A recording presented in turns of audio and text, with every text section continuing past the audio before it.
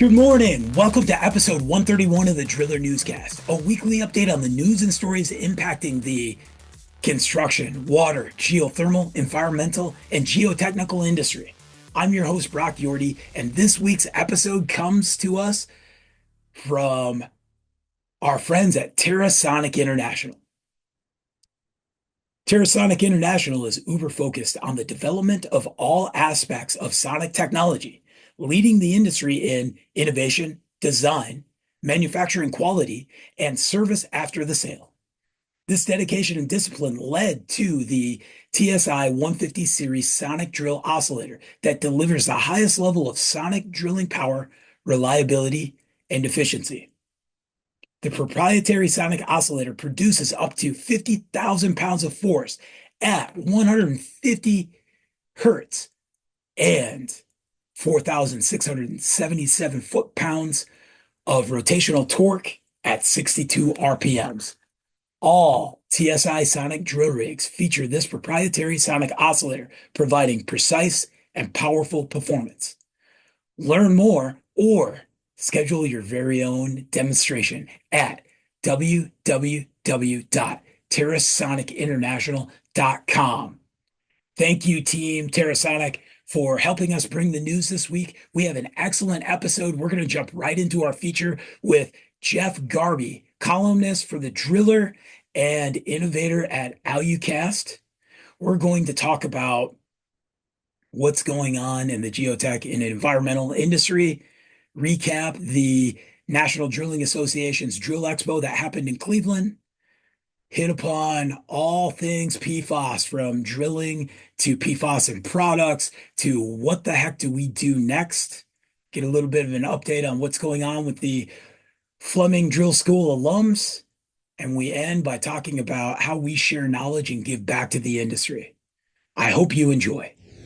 For this week's feature, we're going to Canada, to a good industry friend and advocate and champion and innovator, Jeff Garby with Alucast. We were just at the National Drilling Association Drill Expo event in Cleveland, and Jeff is very much an integral part of promotion and just raising the level of professionalism in geotechnical and environmental industry with his product at Alucast. And Jeff, go ahead. It's been a while. Introduce yourself to the industry. My name's Jeff Garby. I work for a company called Alucast Industries. What we do is well protection. So we sell well protection all around the world for monitoring wells. We sell through distributors. We have products in 39 countries right now. We just started the company maybe 6 years ago, just with a couple of drawings, a little bit of engineering, and some cool designs. Spoke to drillers around the world, engineers around the world, consultants to see what they'd like to see in a manhole cover. And we designed it. And from there, it's been growing. And we've been having a ton of fun doing it with social media, with newsletters that are out. So meeting some great people in the industry and having a ton of fun doing it.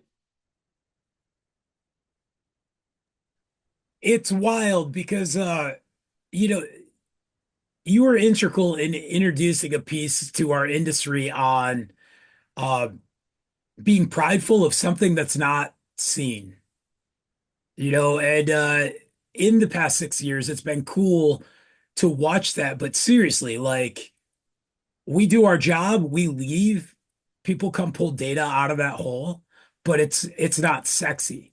And I watch different posts come up and see people's logos, the way these manhole covers hold up. It's a trophy. It's going, I was there, opposed to what is this thing in the ground right here that I'm driving over. Yeah, well, it hasn't evolved since 1978. There's been one manhole cover in our whole industry. The rigs have evolved, drillers have evolved, products have evolved. Everything in our industry has evolved except for the one thing that you see when you get back to the drill site, which blew my mind. So I'm like, how come no one's made a better cover? I figured out, maybe I think it was like last year. We sat down and we spoke to our competitors, super nice people. They say, we build the strongest well cover. I said, a well cover, but does it protect? in my head. So what we did is that test that we just do, the crazy demo that we bring to all our distributors. We put one of our covers down, one of their covers, pour water in it, water holds in ours. The other one, most of the time, it's not going to hold. So it took us a while to figure it out. I think it took the industry a little while to try to make it sexy again, like you were saying. You're on a site, you're drilling, you're working hard, your rig's perfect, your drillers are great. Just put the good well protection on there. Make it look nice. It's not rusty 10 years after you go.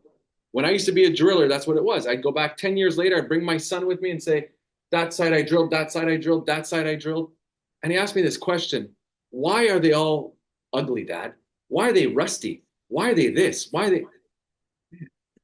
That's my job. It's not prideful when I go back. It's like when you build a house, house builders, they drive back a year later and go, I built that beautiful house. Drillers can't say that. Drillers may have drilled a perfect well. They were there for a week. It was perfect water. No one sees anything. But if it looks like junk, that's your reputation. That's your legacy. So I think, we're trying to get it through to drillers, and it's picking up some steam worldwide, which is great. So and I think that's a great segue into representation, professionalism, raising the bar, being proud.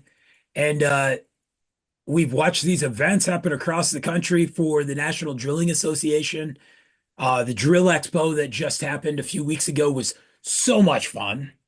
And tell us about your involvement with the NDA. We've had Sam on. The board is great, great, great people. And what's going on? I think this is just an event that was created, and it's so niche. It's specifically for geotech environmental.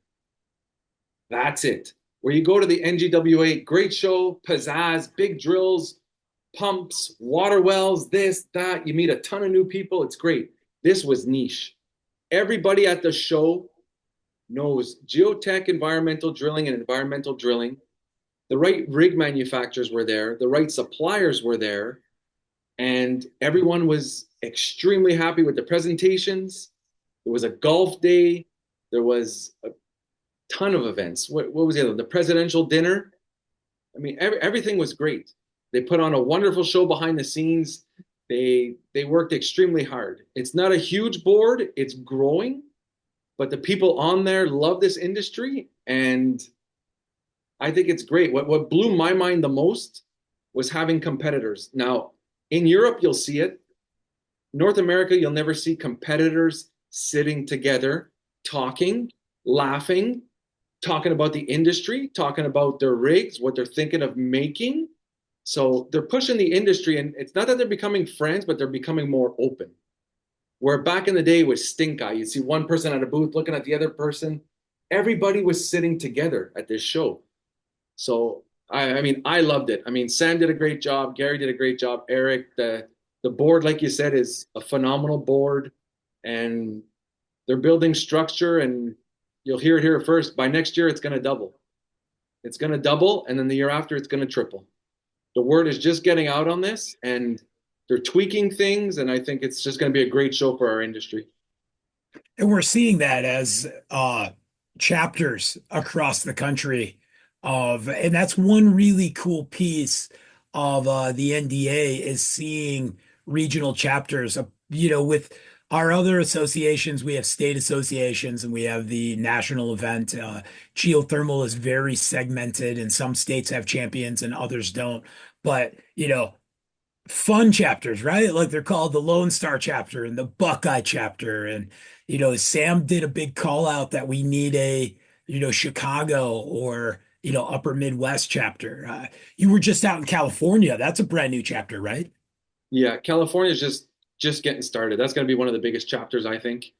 There's demand for them everywhere. People want to work together to just set the bar somewhere and say, here are the regulations, here are the rules.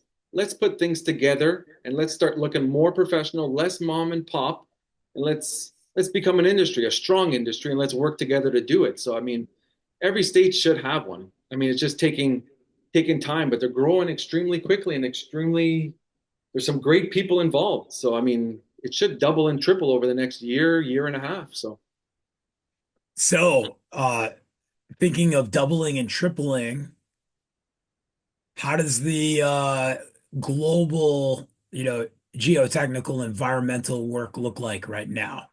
Being a one of my favorite aspects of you're a graduate of Fleming, which if we look at higher education drilling programs, there's Fleming. There's some universities in the United States that train geologists and talk drilling, but Fleming is like encountering an astronaut. There's not been that many people that have gotten to go to space.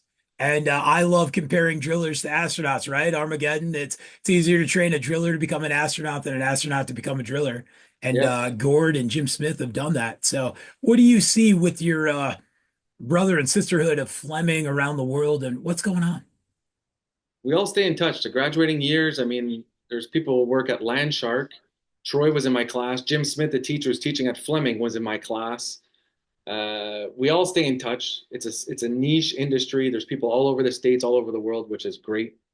Right now, I'd say geotech environmental is it's up, it's down, it's crazy. I mean, in the States, it was crazy busy for 2 years. Election year this year, you're starting to see wars in the world, which make people nervous. There was elections in France, the UK. So, I mean, you saw a little, it was pretty much stagnant for a bit. Then it just flew up the UK, France, all over the map. And it's a great industry. I think they're going to continue. I don't think it's as hot as geothermal, the potential of geothermal, but it's a good steady market that keeps people employed, people happy. But I mean, it's physical work. We all know that, tough physically and mentally. But it's getting better. The rigs are better.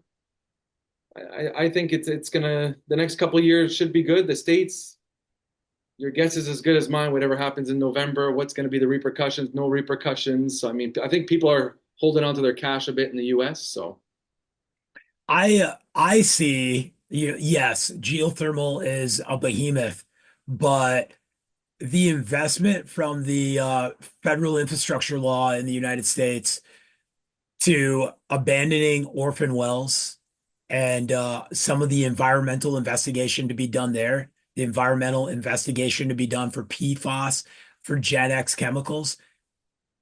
I think it's tragic but strong future with what's happening that for monitoring wells and for professionals to step into this industry and understand that they can help define where clean groundwater is. How do we remediate?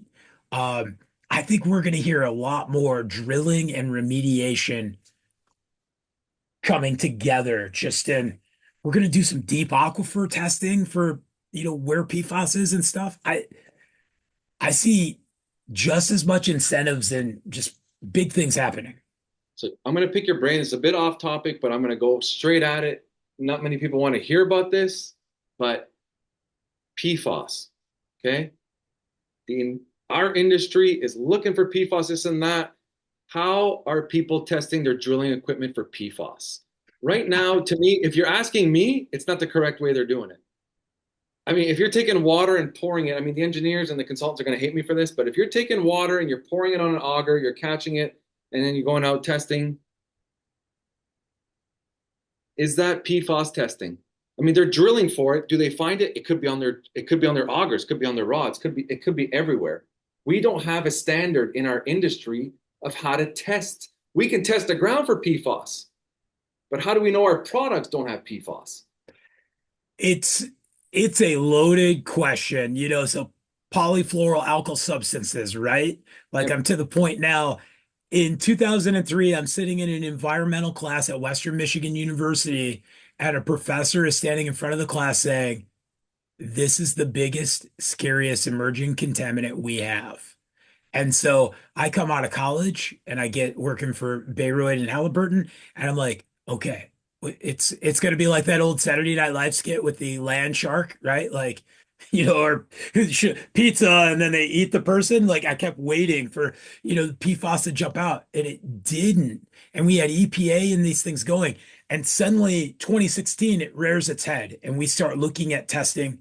We're starting to see all these other stories coming out. But you're absolutely right. From being able to check parts per billion in the ground and a monitoring well to what C8 chemicals and from PFAS to PFAS, um, it's there to repel water. It's in paint. It was in cosmetics. It, Is it in our drilling equipment? dude, I know good drillers that go, if you're not using this can of water repellent on your boots that I've had since Grandpa gave it to me, your boots aren't protected. And at the same time, it's like, bro, why don't you flip over this can and start looking to see where it falls in the amount of toxicity? And so when we start looking at our tooling, our equipment, the tape, the the grease, there's so many pieces there to ask. And then it even goes deeper into decontamination process. What right now, if I buy that stainless steel pump and I use it to sample my monitoring well to see what my water looks like, that what's the parts per billion, per trillion, uh, that pump can't ever leave that site. There's not a good decontamination process. We're trying to figure out how to blow up this C8 chemical. Everybody's talking about taking it to 6,500 degrees. Do we incinerate it? Like putting 8 carbon molecules together made something that was like a Yeah. sci-fi film. So you're absolutely right. How do we test it? How do we come back and go stamp that's PFAS free? We need our manufacturers to be considering it, and then we also need our There's no regulators to testing. But understand what the limitation is. we talked about it at the show. Okay, we'll send our stuff. Everyone's going to send their stuff to who? Nobody knows. Right now, drillers are drilling on sites for PFAS. They're taking out their stuff. They're going to another site, putting it in the ground, going to another site, putting it. Man, it's making it worse. People want to get it tested. People like manufacturers, we're all talking. Sure, where do we send it? I'll send my stuff. I don't know. No one has any idea. Like, do you? Because I mean, we're just trying to find spots. Like people say, can you get it PFAS tested? Yeah, I can do it the way that everyone's doing it. Take water, pour it on there, put it in a cup, send it away, PFAS free. Come on. We all know that's a bit of BS, right? But that's the only I thing that we got right now. when you get 4 and 6 parts per trillion for the drinking water standard, there are many components to assembling equipment, including machining, cutting oils, pieces that in a manufacturing process were never considered to become something that was going to be part of a monitoring or a potable water well, correct? And we're such a small industry that, you know, Allied Engineering or Alloy or whoever in, you know, the MidCon doesn't exactly know where all of their components end up at the end of the day. Yeah, it's great that we have this big plan, but I think people got to stop thinking the big plan and maybe reverse engineer it a bit, 6, 7 steps, and let's do step one. Where do we get it tested? Somebody has to come out and say this is a drilling testing lab or something for everybody, and just do it. Because right now everyone wants it, no one knows how to do it. So Yeah, and at the same time, that can't be the blocker to say we have defined, and that's the scary thing. World Health Organization says, no known quantity of PFAS is safe for somebody, right? But at the same time, they put out in a massive email letter to all of these developing countries that says if you have a choice between people dying from dehydration and no access to clean water and them drinking something that has beyond the drinking water standard of PFAS, they should drink that. So it's like John Oliver's got a beautiful Last Week Tonight with at the end of it, Danny DeVito plays the developer of increasing 3M's PFAS program, and it's in carpet, it's in everything. It's again, it's back to knock knock, land shark, chomp. Like I don't. It's in everything, but we're testing for it. Our industry is actually testing for it. So we should be the ones, at least people getting together to say, how are we going to do this? Let's find a lab. Let's all talk to them. If we got to invest, we invest. And let's, get the ball rolling a bit. I So couldn't agree more. So, since we challenged the industry to solve that, what other crazy thing is in the back of your mind that now that you have the undivided attention of the industry here? just know where your stuff's coming from. Just you waste so much of you don't waste, but you're working 10 hours, 8 hours a day drilling. Know what you're putting in the ground. Know where your stuff is coming. Know a little bit more about your suppliers.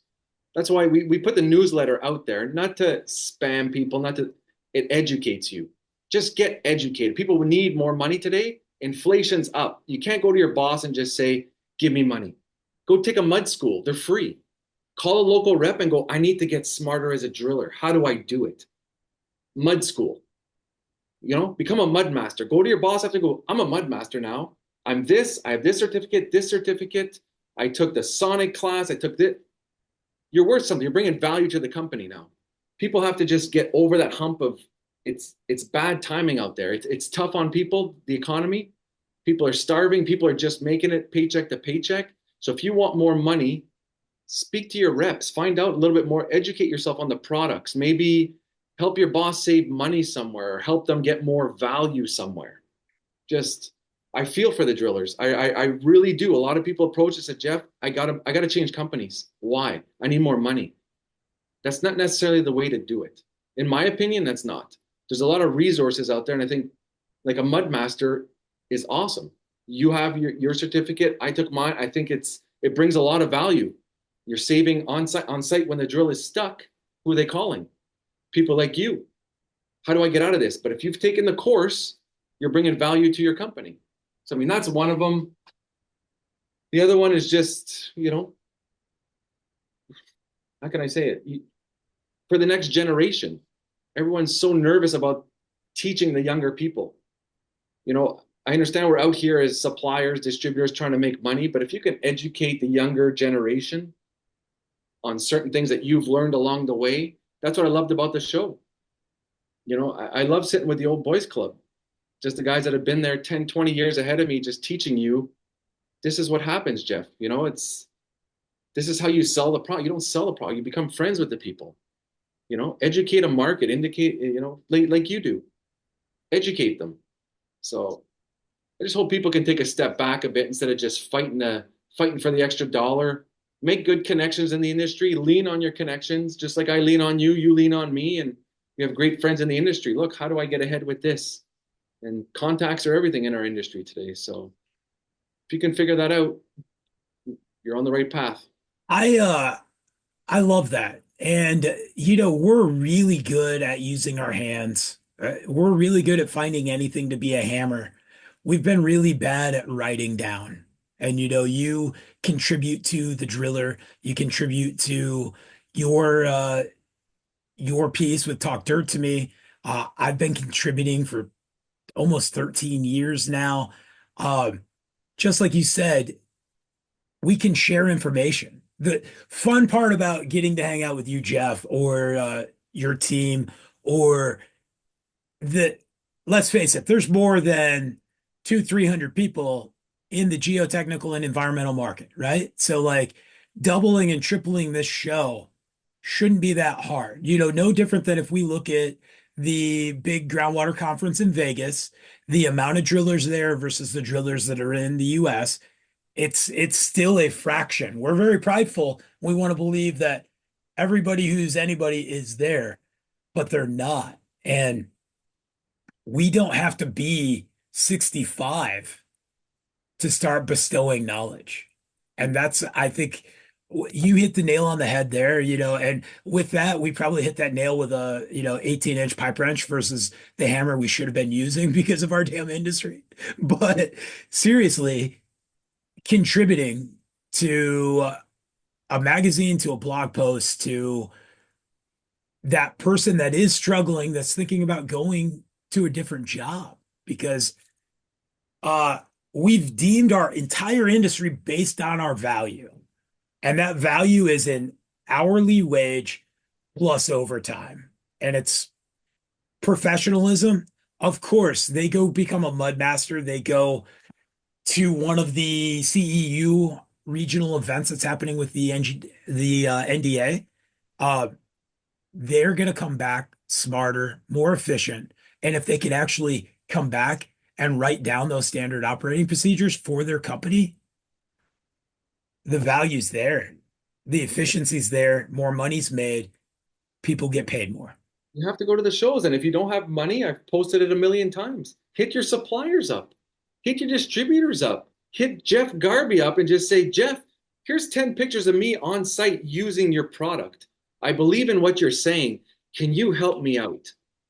I will fly you to the show just because there's so much value at these shows that just hit your people up. Your boss may not give it to you, but there's other people the rig manufacturers, people are here to help you.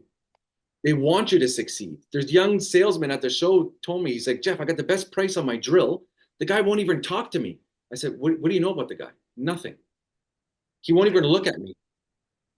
Uh, We were there, Brock. We were there, right? Like 20 years ago, like, I got a great product. Why aren't you listening to me? Build the relationships. And the only way to build those relationships is at these shows. You go and you sit at a table where you know nobody. And you meet them, you talk to them, and you slowly grow and lean on people. I think the advice I want to give there, I just had two ideas through my head. The first advice for any professional going to a show, what you're saying, all you got to do is look for the folks that are smiling, right? Like, we're happy to be there. We're excited to talk and share. And you and I caught up on you having me fly out to Val-d'Or, Quebec, where when I got to Montreal, I got on a airplane where I faced the opposite direction that was twin propped. And as I came into that airport, it looked like a log cabin. I think it was a log cabin. It might not have been. I'm sorry, Canada. If I, you're probably going to go, well, of course, that was Quebec, and that's why.